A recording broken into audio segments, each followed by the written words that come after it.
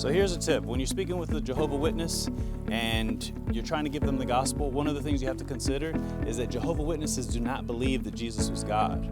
Well, Jehovah Witnesses, they do a very good job at studying and, practicing whenever they're in their kingdom halls on how to, do rebuttals and talk to people and so forth.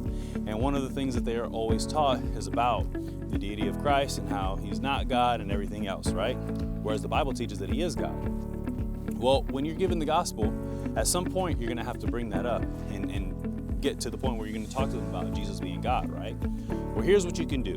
One of the best verses you can use to prove to them that Jesus is God is the very verse that they actually are taught to use against you to disprove that Jesus is God. And that's Luke 18:18, where the rich young ruler comes to Jesus and he says, "Good master, what shall I do that I might inherit eternal life?" And Jesus said to him, why callest thou me good? There is none good but one, save God, right? And they'll say, see right there, nobody's good except God. God is the only one, right? And then they'll say, Jesus is saying that God is the one who's God and he's not God because of that. Well, I always like to show this verse and then I'll ask them right after, do you believe Jesus is good or do you believe he's bad? And the obvious answer that they're going to give is that Jesus is good. And I'm going to say, correct.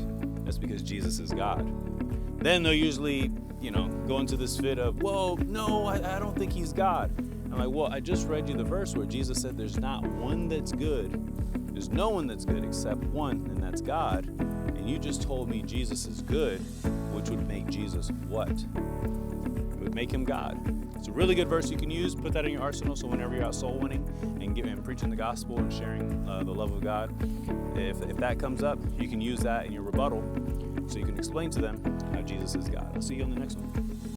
The harvest truly is plenteous, but the laborers are few.